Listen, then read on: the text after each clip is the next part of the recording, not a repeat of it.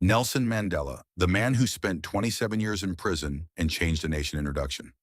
What if I told you that a man spent 27 years in prison and later became the president of his country? This is the incredible story of Nelson Mandela, a man who fought for freedom, equality, and justice, becoming one of the greatest leaders in modern history. Let's begin. Early life. Nelson Rolihlahla. Mandela was born on July 18, 1918, in the small village of Maveso, South Africa.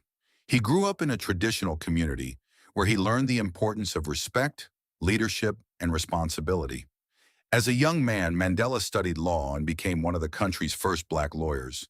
He wanted to use the law to help people who were treated unfairly. Fighting apartheid at that time, South Africa was ruled by a system called apartheid.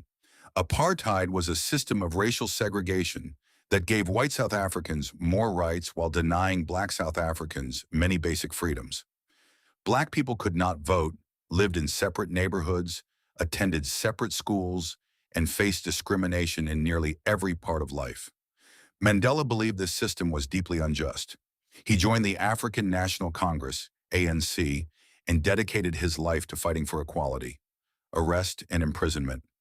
In 1962, Mandela was arrested. 2 years later, he was sentenced to life in prison. He spent 27 years behind bars, most of them on Robben Island. Life in prison was extremely difficult. Mandela and other prisoners worked long hours in a limestone quarry, lived in small cells, and had very limited contact with their families. Despite these hardships, Mandela refused to give up hope. Instead, he inspired fellow prisoners to stay strong and continue believing in freedom. Freedom at last. On February 11, 1990, Nelson Mandela was finally released from prison. Millions of people around the world celebrated his freedom. Many expected him to seek revenge after spending nearly 3 decades in prison. Instead, Mandela chose forgiveness. He believed that peace and reconciliation were the only paths toward building a better South Africa. Becoming president. In 1994, South Africa held its first democratic election where citizens of all races could vote. Nelson Mandela became the country's first black president. As president, he worked to unite a nation that had been divided for generations.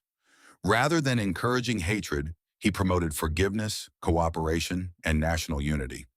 His leadership earned him respect across the world. Legacy.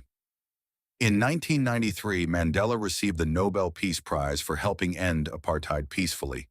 Even after leaving office, he continued supporting education, children's rights, healthcare, and peace around the world. Nelson Mandela passed away on December 5, 2013, at the age of 95. However, his legacy continues to inspire millions. Conclusion.